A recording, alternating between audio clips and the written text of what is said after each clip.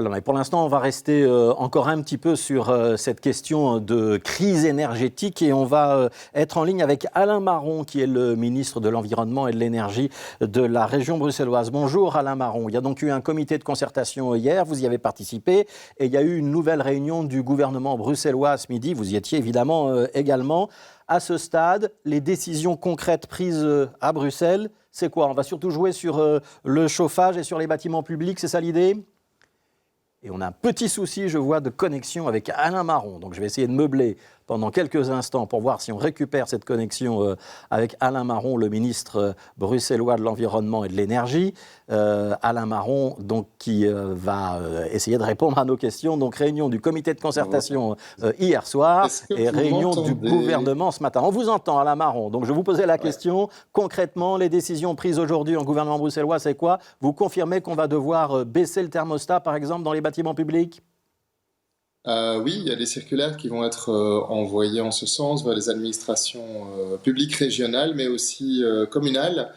Il s'agit de donner l'exemple, d'une part. On ne peut pas dire aux citoyens, ben voilà, comme vous venez de le dire, il y a une mobilisation générale, on doit réduire notre consommation collectivement et imposer ça aux citoyens alors que les pouvoirs publics eux-mêmes ne feraient pas un effort. Et par ailleurs, si effectivement on arrive à baisser la température de thermostat à 19 degrés dans tous les bâtiments publics, ça engendre automatiquement une baisse de consommation de 15%.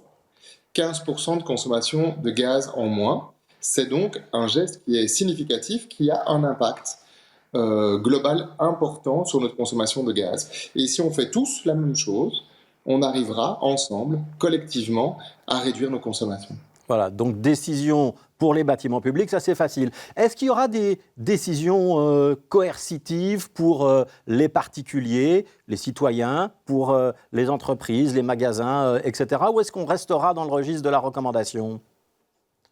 Alors, il faut bien comprendre dans quoi on est, et vous en avez parlé dans votre éditorial. On est dans un effort commun. Dans un effort commun pour en sortir ensemble de manière la plus juste et la plus égale possible. Qu'on y aille tous ensemble, sereinement, malgré les périls qui sont devant nous. Et donc les pouvoirs publics doivent être là pour aider, servir de bouclier, avec le tarif social, avec le contrôle des prix, etc., etc. Mais effectivement, collectivement, on doit diminuer les consommations. Alors on ne va pas les imposer à la population, on ne va pas imposer à la population de baisser son chauffage. Du reste, je ne vois pas très très bien comment on ferait. Par contre, c'est vrai qu'avec le monde de l'industrie, avec le monde du commerce, avec le privé, on va négocier et on va discuter. On va leur proposer un certain nombre de mesures et on va essayer de les aider à réduire eux aussi leur consommation pour qu'on soit dans cette logique de réduction de la consommation aussi bien au niveau des pouvoirs publics que des entreprises privées. Pourquoi ? D'abord parce que ça fera du bien au portefeuille, ça va devenir insoutenable ces factures d'énergie si on consomme autant, et puis parce que si collectivement on arrive à consommer moins, ça a tendance à tirer le marché vers le bas et à refroidir un peu les prix du marché, et on en a largement besoin. Donc, il va y avoir une concertation avec les partenaires sociaux bruxellois, avec Brut Partners notamment. Je prends quelques-unes des pistes qui sont sur la table. Éteindre les enseignes lumineuses après la fermeture des magasins, avoir un moratoire sur l'installation des écrans lumineux en ville, interdire les chaufferettes dans l'espace public, interdire les portes ouvertes pour les commerces, etc. Je repose ma question. Est-ce que ce sera coercitif? Est-ce que, par exemple, on va dire très clairement tous les magasins doivent fermer leurs portes? Ou est-ce que ce sera un petit peu à la libre appréciation de chacun? Parce que si on veut une mesure collective, il y a un moment, il faut bien passer par l'interdiction, par l'imposition. Alors, on va d'abord essayer de passer par la conviction et par des accords formels. On ira peut-être plus loin ultérieurement, mais d'abord, on y va par des accords. Et c'est vrai que le souci, c'est la cohérence. Effectivement, si les ménages sont confrontés à des factures de gaz qu'ils ne savent plus payer, sont obligés dans les faits de faire des efforts importants pour réduire leur consommation, si les pouvoirs publics eux-mêmes font ces efforts importants et financent aussi un public social, etc., on ne peut pas être d'un autre côté dans une sorte de société du gaspillage où on continue à gaspiller l'énergie en chauffant l'air ou en allumant des panneaux publicitaires pendant la nuit. C'est une question de cohérence. C'est une question d'affronter ensemble les problématiques auxquelles on doit faire face. Et donc on commence par la concertation, on commence par la conviction, On verra bien si ça ne fonctionne pas, s'il faut passer à une étape ultérieure. Alors, je vous propose d'écouter une intervention, c'est celle d'Olivier Willox, c'est l'administrateur délégué de Bessy, c'est la chambre de commerce bruxelloise, le patronat bruxellois, si on veut. Il était dans le journal de 12h30 avec Vanessa Lhuillier et Fanny Rocher. On l'écoute. La crise ne sera que plus grave si on ne s'occupe pas des entreprises, puisqu'en fait, aujourd'hui, on va probablement mettre un certain nombre d'entreprises à l'arrêt ou en chômage technique. Ça va faire probablement encore plus grimper les prix. Et on n'a pas envie de crier au loup, puisqu'on voit bien que la situation est compliquée et on comprend ça parfaitement.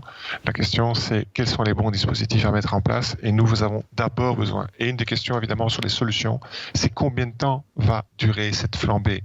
Si cette flambée des prix dure 2-3 mois, c'est bon. Je pense que ça ne fera pas trop mal. Si ça devait durer 1 an ou 2, ce serait une situation dramatique et ça va modifier complètement le tissu économique et donc social de la région. Alors, on entend l'inquiétude d'Olivier Willox. Alain Marron, ma question, j'imagine que vous n'avez pas la réponse à savoir si ça va durer 3 mois ou 1 an ou plus, mais est-ce que vous pouvez répondre à cette question-là? Est-ce qu'il y aura moyen d'aider le tissu économique bruxellois si on est vraiment dans une situation de crise aiguë? La première aide, c'est de refroidir les prix de l'énergie. Vraiment. La situation décrite par M. Willox me semble correcte et son analyse me semble correcte.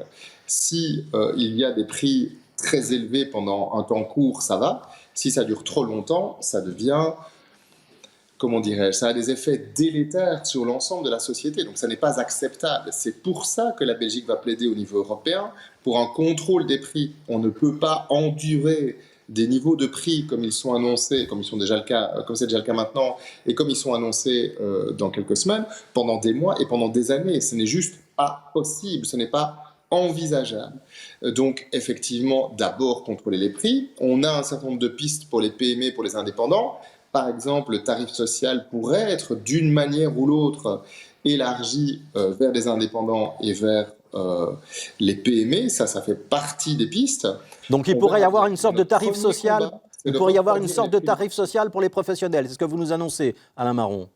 Ça fait partie des pistes qui sont sur la table. Il n'y a pas de décision à ce stade, mais il est clair que nous entendons les signaux d'alarme des représentants des entreprises, des PME, etc., qui sont tout à fait légitimes et qu'il faudra apporter des réponses, le cas échéant. Donc, nous réfléchissons, les pouvoirs publics réfléchissent au type de réponse qui pourrait être apportée si on n'arrive pas à refroidir les prix du marché par une action au niveau de l'Europe. C'est notre première priorité, mais évidemment, si on n'y arrive pas, il faudra réfléchir à des plans B.